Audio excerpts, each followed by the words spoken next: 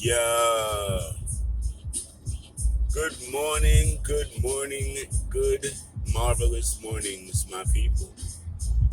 We wake up this morning with the week off.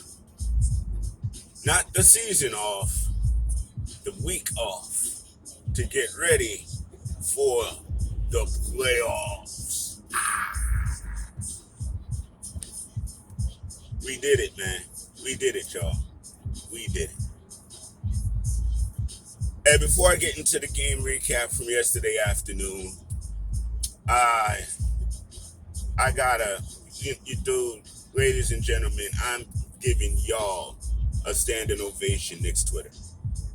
Y'all, bravo, y'all, bravo us. You know what I mean? We hung out and hung in there all season. We supported our team, win or lose, all season. You know, we were there when nobody else was there, supporting what we were doing, believing in what we were doing. You know what I mean? Believing in what the Knicks were doing, man. That's what makes all of this so special. You know, I mean, my wife was literally choked up on the couch in the afternoon, just thinking about the whole season. You know, and where we are and what we've fought through and what we've become. You know, and I was, if y'all were watching Knickerbocker Ave yesterday, we were definitely talking about the family environment that this particular Knicks team has. I mean, from Worldwide West pretty much dap hugging every player after the games, I mean, which that's awesome in and of itself. But from that to even and big shouts, Mike Green, man. We are so proud of you, bro. The voice of the NBA is our guy, Mike Green. And Mike Green got the Kirk Gowdy Award this weekend. Even though they did win it last year, the ceremony was this past weekend. And Mike was there with his family and everyone, but his Knicks family, from James Dolan on down, the front office was sitting in a row at Mike's joint. And that speaks volumes to me. That is exactly what you want your organization to be. Down like four flat tires for each other, no matter what. You know what I mean? And that whole family environment is, it really comes forth in their efforts, their teamwork, their unselfishness, their lack of ego this year. Folk could have come in making noise. Y'all was weak last year. I'm gonna come in and I'm gonna do my individual thing because I'm gonna leave here and I gotta make sure I have my numbers up. You know what I mean? Folk could have done that, but they didn't do that. And the culture thing isn't just this season. Y'all gotta remember our unsung hero, Reggie Bullock, had neck issues, didn't play last year really, and even restructured his contract. Wow. You know what I mean? And look at what, instead of jettison him off, oh, you were injured, you got to get out of here. Look what he's doing for us. That's that belief, man. Alec Burks has been looking for a home. I think this is the first place that really allowed him the latitude to really get into what he does well. And I know with the offseason coming up, it's going to be hard because of cap and salary and stuff to keep everybody. But winning teams develop winning cultures, and it's over the course. So it's more than just the 1 year. And for me, if we want to start thinking championships and stuff, we got to start thinking we got to keep the players that work hard for us, that have proven themselves. You know what I mean? And we gotta not think about the quote unquote other shoe dropping. You know, I mean, in the day, shoes drop all the time. The Lakers are in the playing game, and they gotta play Golden State.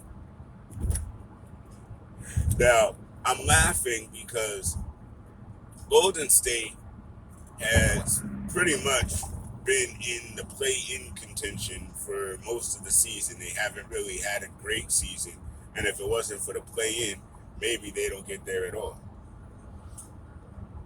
Because what y'all got to remember is the play-in is what gave people motivation at the end of the season that they may not have had prior. That's why I'm laughing at Scott Brooks as well. Like, come on, my dude. Y'all was literally at the bottom of the Eastern Conference for mad long. Now y'all made it to the eighth, and now you want to be like, oh, the play-in is whack. Last week y'all was dying for the play-in, so let's cut the crap on that kind of stuff. You know, like it's one game, win the daggone game. I feel like the Wizards are a better team than Indiana and Charlotte right now. So play the game, win the game. Shut up. I mean, end of the day, regardless to whom or what, if the Knicks were in that, that's just what we'd have to deal with. So, oh well.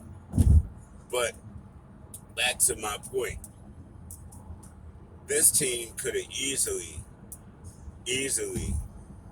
let the wheels come off. Mid-season, we could have let the wheels come off during the West Coast trip. So a lot of times that we just held it together and kept it together. And I mean, dude, a week before the season was over, we was in sixth. You know, that's why you play the games. That's why. You know. So again, I don't want to hear nobody complaining about the play in. I think the play in is dope. Personally, I really do. I think it's a great idea. You know what I mean? And I think it's going to continue to be a great idea going forward. So, and we got playing basketball this week, so I'm excited about that. Uh, but again, back to what I was saying about this team. This team, guys. And I'm not blasting you, Sky. I'm not. But the last time I had Sky Zoo on the show, and he's gonna be on Knickerbocker Avenue this weekend, so that's what's up. But when we had him on the show, it was earlier in the season, and this was when they were kind of just early showing what this could be. And like a lot of fans, folks called it fool's gold, and or they were afraid that it could be. And I was like, nah, this is solid. This is what it's gonna be. Randall's the guy. And it took getting used to. I mean, again, dude, we're talking about from what we saw last year. And last year it looked like he wasn't passing the ball to RJ. You know what I mean? It looked like he and Peyton had a little thing going on, and that was it. The chemistry was not like it is today. It just isn't. It wasn't that. And a testament to Randall coming in focused, coming in with a plan for his body, a plan for his mind, and a plan for his game. And big shouts, same thing for RJ, looking at it the same way and doing what he needed to do to make the quantum leaps, as Walt Clyde would say, to make the quantum leaps that he did to get here. I mean, Nerlens Noel. Nerlens Noel. I honestly didn't know what we were getting when he came on the team. I didn't know what we were getting. I wasn't sure. I'm like, all right, he's a tall, lanky dude. Let's hope he can grab some rebounds and block some shots. That's how I felt. It was like there's a competition for the starting position, at the center. And I was like, no, there's not. There's Mitch and then everybody else. Now, to be perfectly honest, I still feel that way. But Nerlens definitely impressed the hell out of me, and made me a believer. I did notice, other than the blocks, I noticed how quick his hands were on defense because he had been coming up with steals pretty much since early in the season, since the season started. So I was like, yeah, he got the defense, and then with the blocks, oh my gosh, I mean, so to me, next year when we have him and Blockness Monster back, our defense is going to be what it was this year, plus a little bit more. Health, keeping health in mind as well, but not just Mitch's health, Nerlens' health, everybody's health. You know what I mean? Now, I was at the gas station this morning, and attendant asked me, saw the hat, was like, "Yo, Coach Five, are the Knicks beating Atlanta?" Yes, but I honestly feel like this is going to be a long series. This is going to be 6 or 7. This isn't going to be, "Hey guys, you know, we beat you guys 3 in a row in the regular season, so we know, we're just gonna run you off the court." Nah, playoffs a different beast, but we're definitely gonna get to see the beast, and that's gonna be it's. I mean, John Collins should provide some good minutes. Trey Young is gonna be Trey Young, but end of day, I still feel like, I mean, and again, Nate is a hell of a coach. Nate McMillan is a hell of a coach, and I'm not taking anything away from him, or the squad. And I know the Hoopers are gonna get at me, but Hoopers and them will be on the show. Off the Board Network will definitely be on the show talking Eastern Conference playoff predictions and preview this Wednesday night. So that's gonna be a lot of fun. So button, just make sure y'all tuning in for that. I was actually even gonna do this video yesterday after the game, but I didn't know what to do with myself. I was so elated, so proud, so happy, and I literally just I couldn't put it into words.